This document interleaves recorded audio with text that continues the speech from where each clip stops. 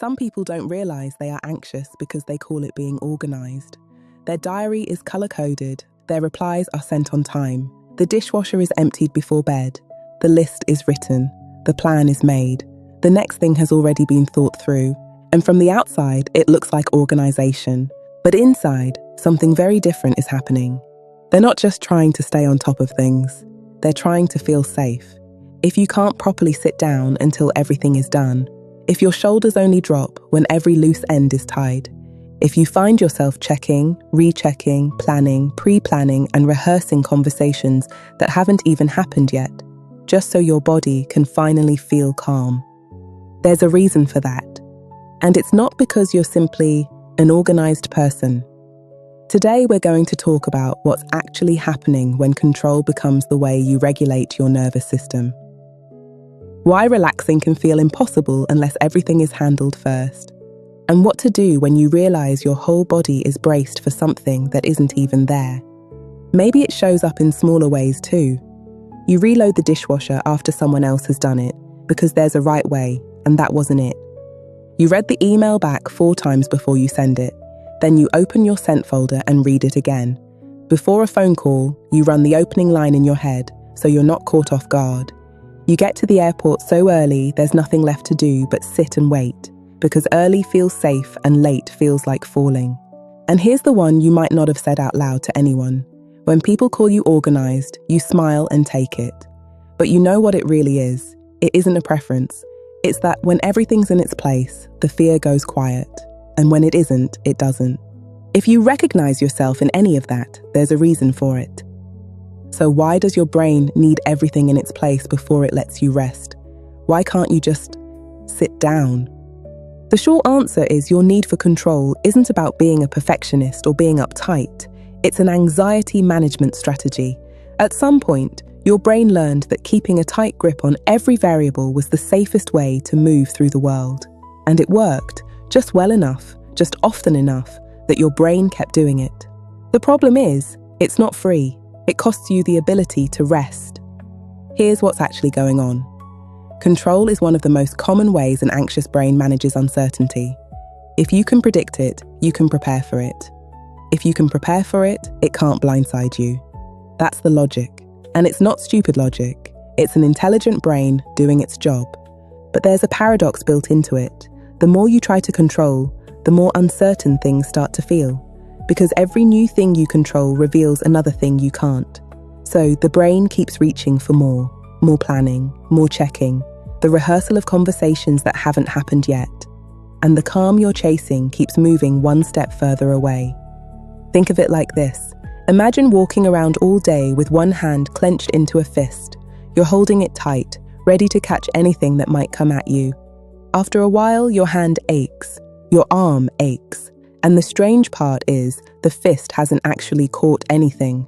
The things you were braced for either didn't come, or came in a form you couldn't have prepared for anyway. But the fist stays clenched, because unclenching feels like leaving yourself unprotected. That's what living with a need for control feels like in the body. A constant low-level brace, a grip you forgot you were holding. Why it happens. The reason this pattern is so hard to break is that control seeking gets reinforced every time it works. You planned the trip down to the minute and nothing went wrong. The brain notes that. You rehearsed the conversation 15 times and it went okay. The brain notes that too. It doesn't know it would have gone okay anyway. It just knows you survived and that the planning came before the surviving. So it links them. What gets missed is the cost, the hours of rehearsal, the mental energy, the fact you can't actually rest because there's always one more variable to lock down. And here's the part most people in this pattern have never been told. Your need for control is not a personality trait. It's a learned response to feeling unsafe. Often it started early when something in your environment was unpredictable and control was the one thing you could practice. The brain reached for it then, and it's still reaching for it now, even though the world has changed. When something feels uncertain, your brain's threat detection system fires up. Not because you're in physical danger, but because uncertainty itself reads as danger to a brain that learns safety through prediction. The system tells you, do something, Plan something, fix something, move. Control seeking is what your brain does to put the alarm down. It's not the alarm itself, it's the strategy your brain has learned to silence it, which means trying to just relax doesn't work, because relaxing doesn't reduce the alarm. Reducing the alarm reduces the alarm, and the alarm responds to specific things, not to willpower.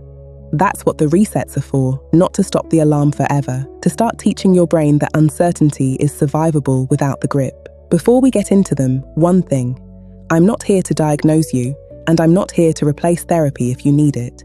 These are reset tools explained simply, the same ones I've seen help people who live with this pattern. If you're struggling and you need more than a video, please reach out to your general practitioner or a local psychological therapy service. Everything from here is something you can start trying today. Reset 1. Naming the controller. The first reset tool comes from a therapy approach called Acceptance and Commitment Therapy, or ACT, developed by Stephen Hayes. The idea is simple. You can't change a pattern you can't see. So step 1 is being able to spot it in real time. I want you to give the part of you that needs control a name. Call it the controller, or the planner, or whatever feels right. The point is that you're naming a part of you, not all of you. There's the part of you that wants control, and there's the rest of you. They're not the same thing.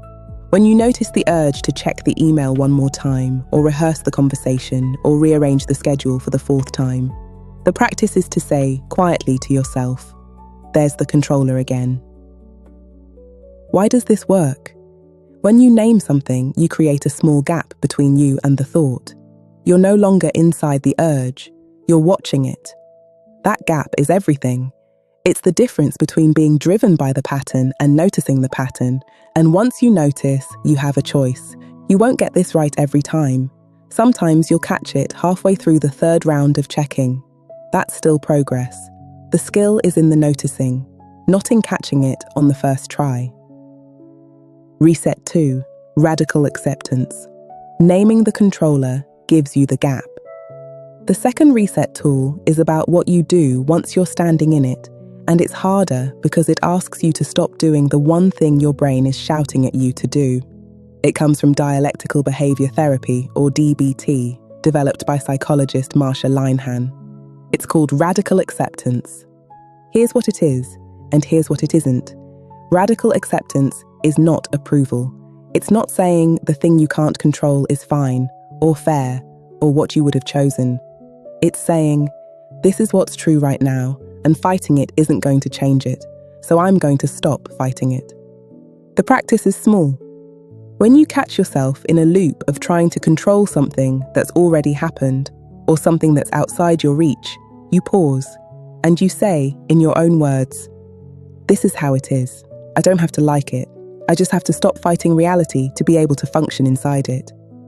Try it with something small first. The meeting was moved. The reply hasn't come. The decision has been made by someone else.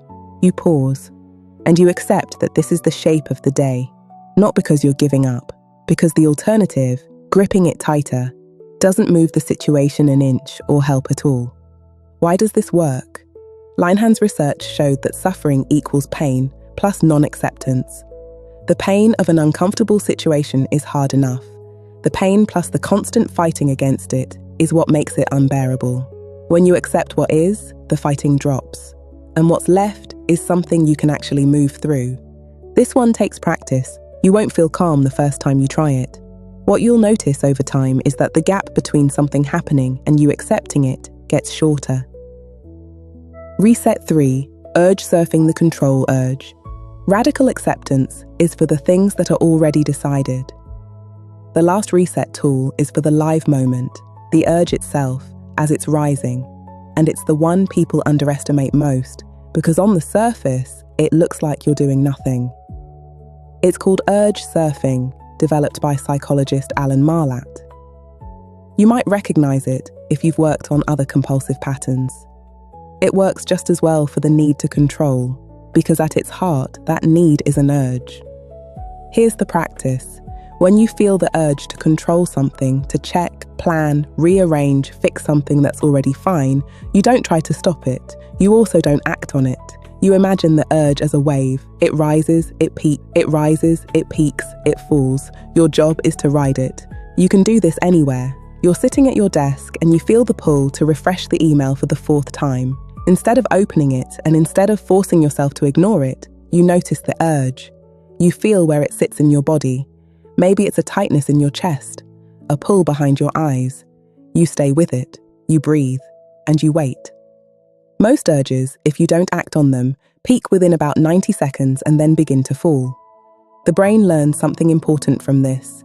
It learns that the urge can pass without being obeyed, which is new information, because every other time you've felt this urge, you've acted on it, and your brain has logged acting on the urge made it go away.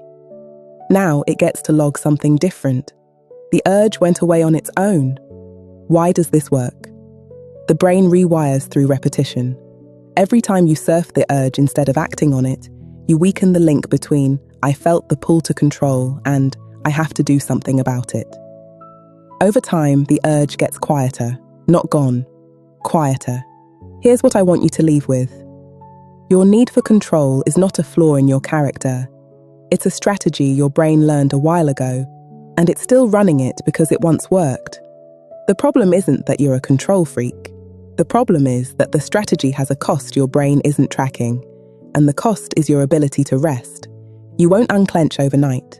The hand has been gripped for a long time, and the muscles don't remember any other position. What you can do is notice the grip, name the controller when it shows up, accept what isn't yours to fix, surf the urge when it spikes. Each time you do, the fist loosens a fraction. Next time, we're going into the voice in your head that says you're not good enough. The one that's been running quietly underneath everything we've talked about today. And that one is going to hit close to home. If this felt like something you needed to hear, the next one will too. Subscribe so it finds you. I'll see you there.